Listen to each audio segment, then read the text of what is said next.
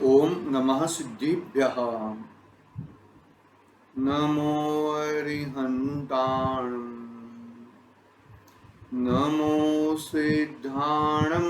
नमो आयर्याणं। नमो वज्रायाणं। नमो लोये सर्वसाहुणं।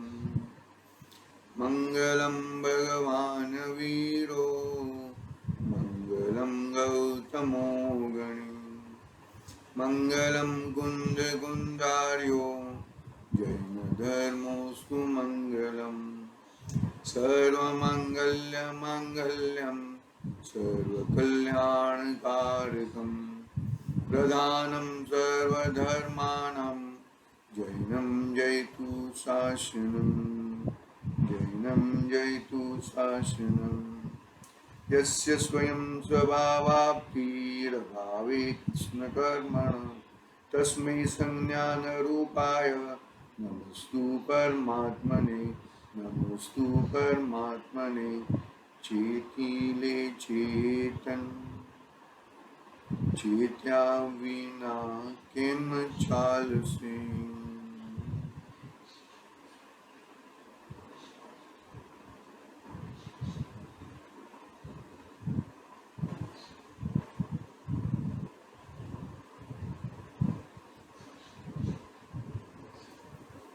आचार्य पूज्यपाद स्वामी का महान ग्रंथ इष्टोपदेश अपने सामने विराजमान है।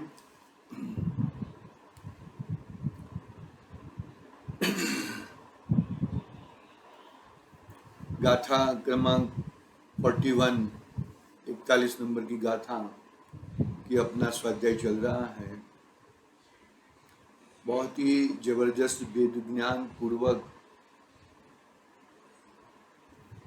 की गाथा है।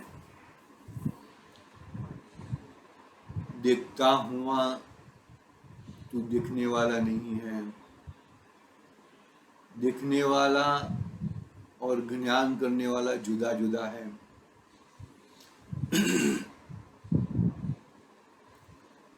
बोलने वाला और ज्ञान करने वाला जुदा जुदा है।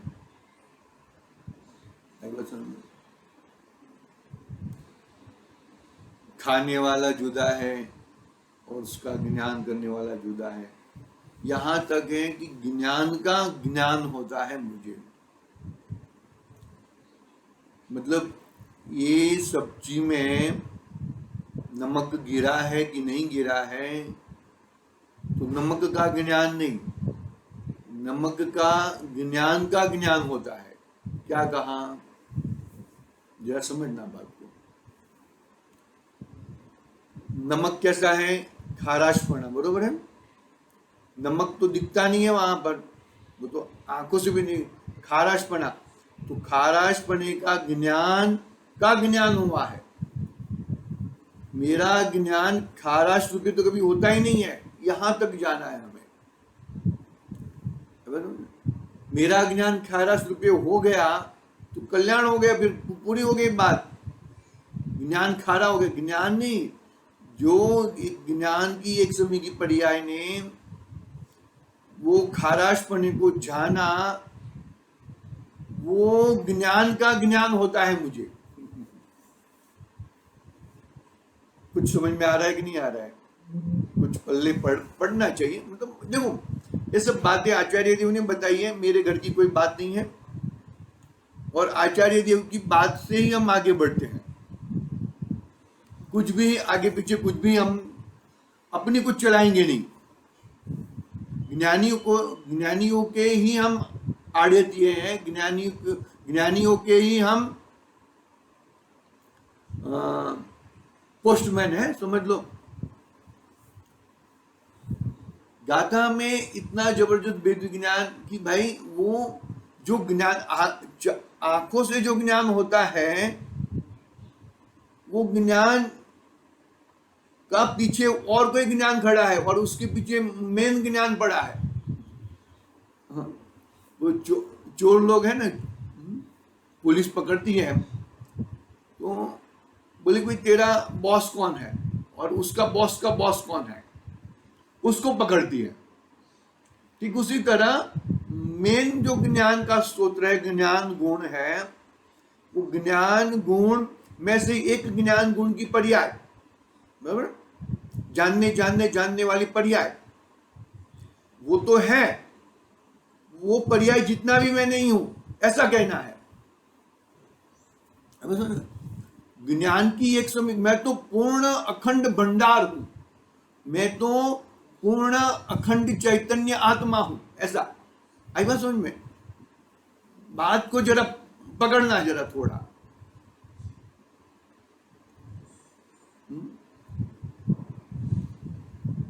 पुलिस ने क्या कहा कि तुझे तो मैं पकड़ लिया, ऐसा कोई प्रॉब्लम नहीं है, लेकिन मुझे तेरा बॉस को दिखा और बॉस के बॉस को दिखा। तो ये मानो कि ये आंखें है, वो सामान्य चोर है, एक एग्जाम्पल के तौर से। तो ये सामान्य आंखें के पीछे ज्ञान की एक समय की पर्याय है, और ज्ञान की एक समय की पर्याय के पीछे ज्ञान का गुण, ज्ञान गुण है। तो ये आंखों से दिखी हुई चीज आंख से नहीं दिखती है, ज्ञान के एक समय की पर्याय, वो जितना भी मैं नहीं हूं, और जो ज्ञान गुण अखंड स्तोत्र खंड खंड बिगड़ का, वो मैं हूं।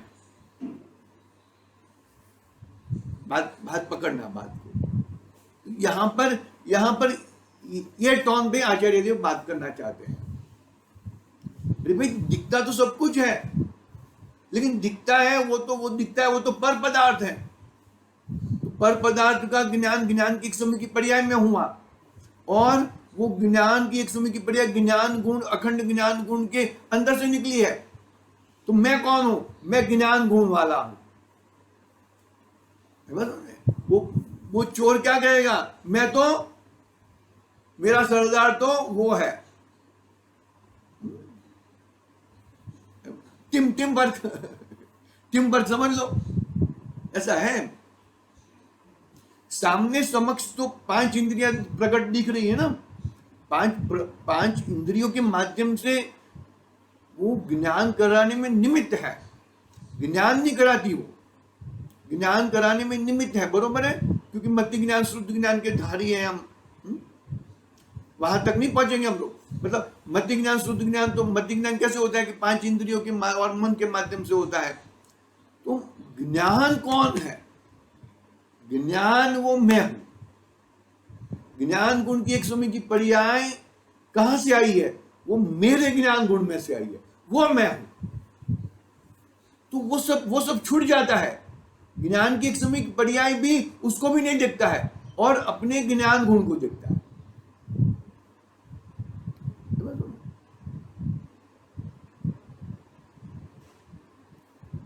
गंगा नदी है, बरोबर है, तो गंगा नदी है, तो गंगा नदी का पानी कहां से आया? भाई ये दूध से आया। दूध कहां से आता है? अरे वो हिमालय की चोट से आ रहा है। तो मैं किसको पकड़ूंगा? हिमालय की चोट को पकड़ूंगा, बस काम हो गया पूरा। मतलब मेन सूत्र कहां पर है?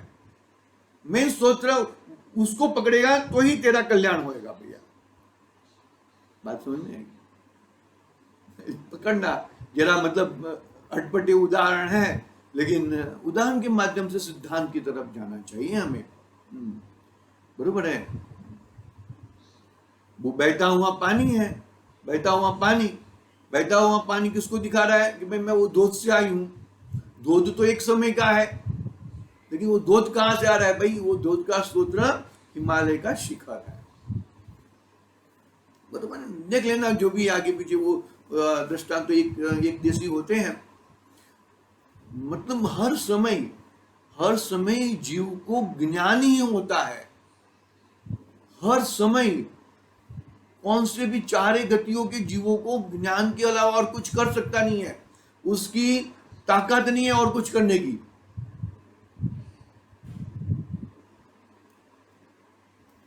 भाई बस में ठीक से, थोड़ा धीरज से, शांति से थोड़ा पकड़ना, जितना पकड़ोगे इतना पाओगे।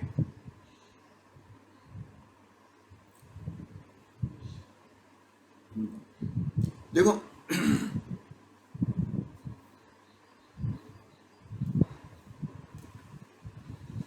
बात को मतलब इसका मतलब ये नहीं है यदि जो आंख से ज्ञान होता हो, नाक से सूंघा हुआ होता हो, कान से सुनने को होता हो, तो जो डेड बॉडी पड़ी है उसको भी वहां पे भी 5 इंद्रिय तो दिख रही है।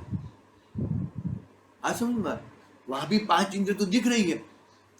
डेड बॉडी पड़ी है, तो डेड बॉडी पड़ी है तो वहां भी 5 इंद्रिय दिख रही है। तो 5 इंद्रिय दिख रही है तो क्या हुआ, क्या हुआ बताओ मेरे को बात। देखो 5 इंद्रियों के माध्यम से ज्ञान नहीं होता। ज्ञान अंदर ज्ञानवान पिंड पड़ा है, उससे ज्ञान होता है, और उसकी ये ज्ञान की तत्समयिक योग्यता है। ज्ञान की एक समय की क्रिया है, वो तत्समयिक योग्यता है। किसको जानेगी किसको नहीं जानेगी, ऐसा है ना। बात समझ में आ रही है कि नहीं आ रही है? शांति से भाई, कोई वो करना नहीं है हमें। देखो पढ़ते हैं हम गुरुदेव के माध्यम से एक आधा पैराग्राफ लेते हैं। सम्यक दृष्टिने मननो तो निरोध छे, मन मारामां नथी, विकल्प मारामां नथी। देखो कहाँ आगे लेके गए, मन संबंधी विकल्प भी मेरे में नहीं है। संकित ने शरीरનું કષ્ટ નથી, तिनके कर्म की कल्लोले यह है समाधि। विकल्प उठे छे એ સમાધિ છે, કેમ કે વિકલ્પ ટળી જાય છે અને શાંતિ એકાગ્રતા થાય છે। कितनी जबरदस्त बात कही। विकल्प आते हैं कर्म के अनुसार, कर्म जो किए हैं, कर्म जो तूने पूर्व में बांधे हैं, सम्यक दृष्टि हुआ है तो नया कर्म तो बांधना बंद हो गया है, संवर प्रकट हो गया है। संवर किसे कहते हैं कि नए कर्म नहीं बंधते, लेकिन पूर्व में थोथ बंद कर्म बांधे हैं तो उदय में आते हैं। तो उदय में आते हुए भी कर्म की कल्लोले यह है समाधि। कर्म की कल्लोल, कर्म उदय में आ रहे हैं, बहुत सारे कर्म एक साथ में आ रहे हैं, लेकिन मैं कर्म के साथ कभी बंधता नहीं हूं। कल भी बात बताई थी ये बात। अरे कर्म तो उदय में आए और मैं मेरे में मस्त रहूं, मैं उनके पीछे न लगूं, उनके पीछे क्रोध मान माया लोभ हिंसा झूठ चोरी कुचित परिग्रह ना करूं। तो क्या प्रॉब्लम है? कुछ प्रॉब्लम नहीं है, वो तो आएंगे चले जाएंगे। मैं उसमें कर्म के उदय में मैं जोड़ू। बेंसलमैन का बोले कि कर्म बांधते वक्त तो ध्यान नहीं रखता और उदय के सामने उचाट करता है। तो ऐसी बात है, उदय के समय में उचाट नहीं करना है। कर्म बंद दिए, चलो कोई प्रॉब्लम नहीं है, कर्म बंद गए हैं, भी कर्म उदय में आने वाले हैं। तो कर्म उदय में जैसे स्टेप बाय स्टेप आने वाले हैं, वो कर्म के समय में उचाट मत कर, एकदम शांत रह। गजब हो गया भाई, गजब की बात है ना। अजब गजब की बात लग रही है कि नहीं लग रही है?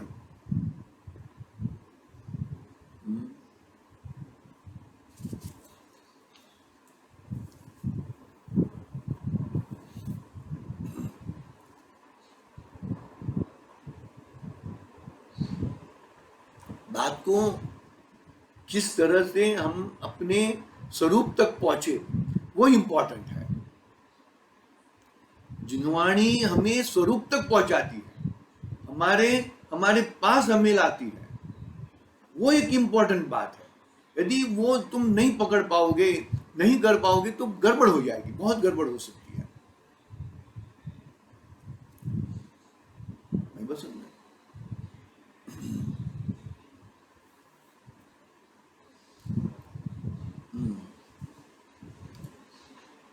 डोले यह जोगासन, बोले ए मस्त छे, बोले ए मौन छे, समझाय छे? पूरा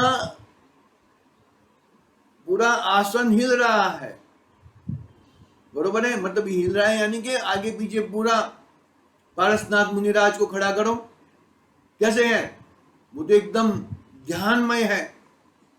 और संवर जो कमट का जीव था, वो आके पूरा पूरा सिंहासन डोला रहा है, पूरा बारिश बारिश गिरा रहा है। और धर्मेंद्र और पद्मावती जी भी आगे उसको वो मतलब वो करने के लिए आए हैं। लेकिन न पारसनाथ का जीव यानी कि मुनिराज पारसनाथ यदि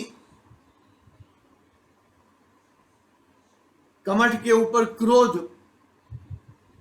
कमठ के ऊपर कषाय, बरोबर है, और धर्मेंद्र पद्मावती के ऊपर राग, यदि इतना भी करते तो क्या तीन लोग पूज्य होते क्या? जस्ट मैं बोल रहा हूं, ऐसा ऐसा मत सोचना, अरे वो तो तीन लोग पूज्य हो चुके हैं, तीन लोग के पूज्य है, वो पारसनाथ भगवान है। मैं मतलब ये उदाहरण की ओर से बता रहा हूं। क्या है, डोला है, जोगासन है ना, डोला पूरा पूरा जग डोल रहा हो, धरती कंप, बहुत बड़े बड़े धरती कंप हो रहे हो, पानी पानी पानी बरस रहा हो, अगन घोड़ा बरस रहा हो, पत्थरों की बारिश हो रही हो, फिर भी अरे वो तो तूने पूर्व में कर्म किए, वो उदय में आए हैं, अभी तुझे क्या करना है? अभी तुझे उचाट नहीं करना है। आई बात समझ में? देखो ज्ञानियों का तोल, ज्ञानियों का मेल आ रहा है ना, नहीं आ रहा है? ज्ञानियों का एक बोल सर्व ज्ञानियों के समान होता है, और अज्ञानी का बोल अलग अलग अलग, हर अज्ञानी का बोल अलग अलग अलग अलग रहता है। बात को पकड़ना भाई। कहने का भावार्थ यहां पर है कि तूने थोत बंद कर्म बांधे हैं, और थोत कर्म बंद बांधे हैं तो वो कर्म उदय में आने वाले हैं, तो उदय के समय तू उचाट मत का, अपने आत्म स्वभाव में, अपने ज्ञानानंद स्वभाव में तू बैठ जा। और भी है, हम आगे लेंगे। टीका प्रारंभ करते हैं। गाथा पढ़ ले, एक बार पढ़ लेते हैं। ब्रुवन्नपि न ब्रूते, गच्छन्नपि न गच्छति, स्थिरीकृतात्म तत्त्वस्तु पश्यन्नपि न पश्यति, देखत भी नहीं देखता, बोलत बोलत नाई, दृढ़ प्रतीति आत्ममयी, चालत चालत नाई, चालत चालत नाई।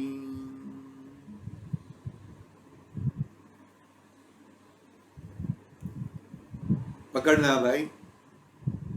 कोई बोलेगा कि ये देख रहा है, और अंदर से बोल रहा है कि मैं नहीं देख रहा हूं। कितना टका सत्य है? अरे 100% सत्य है। और ये बोल रहा है कि मैं आंखों से देख रहा हूं, कानों से सुन रहा हूं, तो बोले कि भाई वो गलत है। यदि ऐसा मान ले तो उल्टी मान्यता है, मिथ्यात्व है।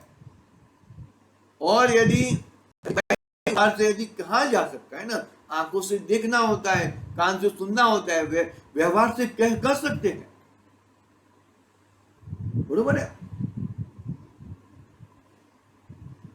आई बात समझ में? सुनने की क्रिया की बात नहीं है। मुझे ये शब्द सुनाई दे रहे हैं, मेरे कर्ण इंद्रिय के माध्यम से मुझे सुनाई देते हैं, ऐसा कहना वो व्यवहार है। और मैं कानों से सुन रहा हूं, आंखों से देख रहा हूं, नाक से सूंघ रहा हूं, जीभ से चख रहा हूं, वही उससे मुझे ज्ञान होता है, तो वो मिथ्यात्व है, उल्टी मान्यता है। पकड़ना हर बात को। और मैं मेरा ज्ञानानंद स्वभावी से ही मेरा जानना देखना होता है, वही मैं ज्ञान स्वभावी हूं, बरोबर है? मैं ज्ञान स्वभावी हूं, वो निश्चय नहीं है। और आगे नया अधिक्रांत करना है ना, न मैं व्यवहार हूं, न मैं निश्चय हूं, मैं तो परम परिणामिक भाव हूं। मैं व्यवहार से ऐसा, निश्चय से ऐसा, वो सब छोड़, मैं तो एक ज्ञायक मात्र हूं, परम परिणामी भाव न्यायाधिक्रांत हो जाएगा। निश्चय नय का फल यदि जो नयातिक्रांत नहीं कर रहा है, नयातिक्रांत नहीं हो रहा है, तो कोई कार्यकारी नहीं है। याद रखना ये चीज। कल तो बहुत जबरदस्त बात कही थी, जाने तो वो बात अभी आगे नहीं बढ़ानी है हमें।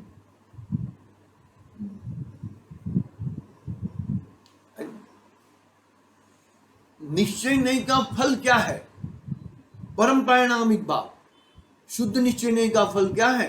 कि परम परिणामिक भाव, मैं एक आत्मा हूं, मैं बस मेरे में मस्त रहूं, ऐसा विकल्प की बात नहीं है, ऐसे अंदर ही रहूं, वो परम परिणामिक भाव है। परम शुद्ध निश्चय नहीं की बात है। वो चार है ना, निश्चय नहीं के चार भेद है ना। कौन से? अशुद्ध निश्चय नहीं, बरोबर ने, एक देश शुद्ध निश्चय नहीं, साक्षात शुद्ध निश्चय नहीं, और परम शुद्ध निश्चय नहीं, परम परिणामिक भाव। क्योंकि परम परिणामिक भाव है वो त्रिकाल है। क्या बात करो, हाँ त्रिकाल है हर जीव में, हर जीव में। अरे अभव्य में भी, अभव्य में भी त्रिकाल भाव है वो परम परिणामिक भाव, लेकिन उसको अभव्य को प्रकट नहीं होता, भव्य प्रकट कर सकता है। बस इतना ही फर्क है। बाकी जीव में कोई भेद नहीं है, ये अभव्य, ये अभव्य की सिंबल लेके है, अभव्य के सिंबल, ऐसा नहीं है। जीव तो जीव मात्र एक मंगल ही है। मंगल कहो, यानी कि मंगल का मतलब क्या? मोह राग द्वेष रूपी विकारी भावों को हटा सके और पापों को हटाकर अपना स्वरूपवान भगवान आत्मा को पकड़ सके। बात समझ में आई कि नहीं आई? टीका प्रारंभ करेंगे हम थोड़ा।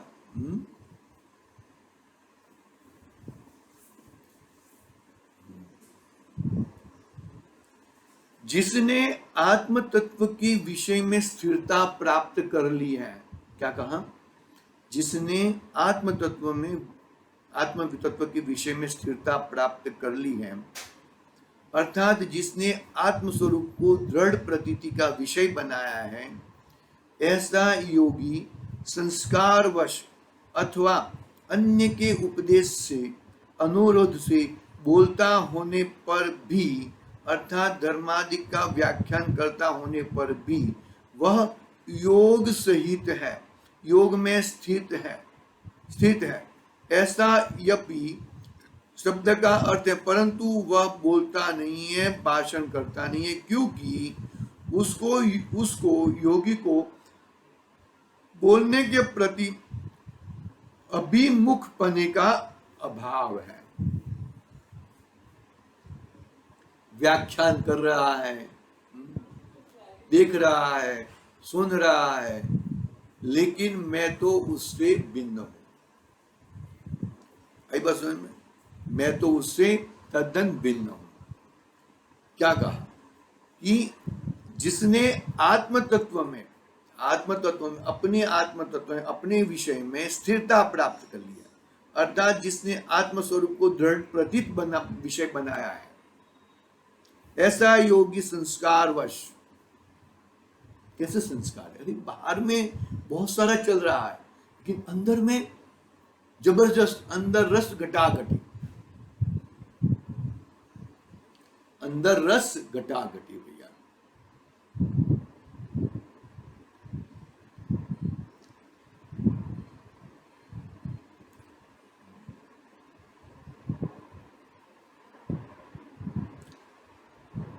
ऐसा होना चाहिए भैया। कैसे होएगा? कि अंदर की वस्तु को तूने बरोबर, श्रीमद राजचंद्र जी ने क्या कहा कि भाई पहले मैं बाहर के बगीचे को पानी पिला रहा था, बाहर का बगीचा अलमस्त था, अभी मैं अंदर के बगीचे को पानी पिला रहा हूं, तो अंदर का बगीचा मस्त है और बाहर का बगीचा सूख रहा है, तो मैं क्या करूं उसके लिए? तो ऐसे हर समय अपने भगवान आत्मा के समीप जाना है। देखो क्या कहते हैं, देखो धर्मादिक का व्याख्यान करते होने पर भी वह योग सहित है, मन योग, वचन योग, काया योग सहित है, दिख रहा है, योग में स्थित है। ऐसा यपि शब्द का अर्थ है, परंतु वह बोलता ही नहीं, भाषण करता ही नहीं, क्योंकि उसको बोलने के प्रति अभिमुख पने का अभाव है। क्या बात समझ में है कि नहीं? क्योंकि बोलने का कार्य वो मेरा नहीं है। प्रवचन साथ याद करो, कल भी परसों बोला था शायद, असमान जाति द्रव्य पदार्थ से बोलना होता है, बराबर।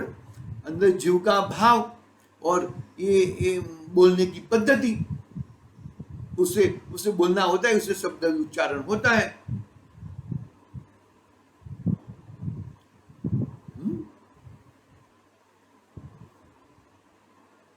बात को पकड़ना। मन योग, वचन योग, काय योग सहित है, दिख रहा है, उनको भी मालूम पड़ रहा है, लेकिन अंदर में क्या है, उनके अंदर रस घटाघटी में क्या है कि मैं न बोलने वाला हूं, न मैं खाने वाला हूं, न मैं देखने वाला हूं, मैं तो मैं हूं बस। मैं का मतलब क्या, शरीर सहित वाली बात नहीं है। मैं यानी कि आत्मा, मैं यानी कि जीव तत्व, जीव द्रव्य की भी बात नहीं है। जीव द्रव्य और जीव तत्व में फर्क है। फर्क है यानी कि क्या फर्क है?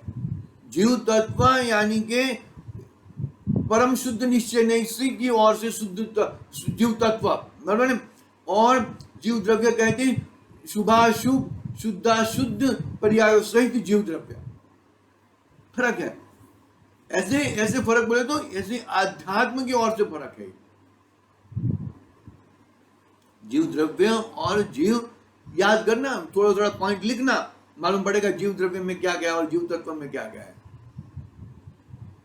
जीव तत्व में जो चीज है वो जीव द्रव्य में है, लेकिन जीव द्रव्य की चीजें जीव तत्व में नहीं है। क्यों नहीं है? क्योंकि जीव तत्व में तो परम शुद्ध, परम परिणामी भाव एक ही दिख रहा है, और जो शुद्ध पर्याय तो दिख रही है वहां पे जीव द्रव्य में। तो जीव द्रव्य में जीव तत्व गर्भित है, लेकिन जो जीव द्रव्य से आगे मतलब 16 वलय का सोना, उसको फिर कुछ जीव द्रव्य को तो कौन से वलय का भी, पहला वलय का भी हो सकता है, 15 वलय तक का भी हो सकता है, तो उसको तो ताप देने की जरूरत है, लेकिन जीव तत्व को वो तो परम परिणामिक भाव है। समझ में? मतलब जीव तत्व जीव द्रव्य में गर्भित इस कारण कह सकते हैं हम, लेकिन उच्च क्वालिटी का, यानी कि 16 वलय का सोना प्राप्त हो चुका है। जिसे 16 वलय का सोना प्राप्त हो चुका हो, उसे कभी ताप देने की जरूरत नहीं है, क्योंकि अभी उसमें अशुद्धि रही नहीं है। ऐसा जीव तत्व है, ऐसा जीव तत्व है। और जीव द्रव्य तो पहला वलय से लेके 15 वलय तक का ताप देना पड़ेगा उसको, जीव द्रव्य है। दोनों बरोबर अच्छी तरह से समझ लेना। ये आ गया 12वीं गाथा का सार, समझ लो, समय सार ग्रंथाधिराज का। हाँ, समय तो हो रहा है अपना। समाधि तंत्र का एक श्लोक का कोटेशन दिया है, वो कल पढ़ेंगे। 50 नंबर का श्लोक है। बात कहां पर है, कैसी बात है, वो जरा अच्छी तरह से हमें समझनी चाहिए। गुरुदेव के माध्यम से 2 पैराग्राफ पढ़े और टीका पढ़ी है आज। बोलते हुए भी नहीं बोलता है, क्यों? अरे बोलता हुआ दिख रहा है, वो जीव द्रव्य है, और नहीं बोलता है, वो जीव तत्व है। पकड़ना बात को, इतना कहा है। और कुछ है तो प्रश्न करना जरूर। निज निधि निज में बताई, यह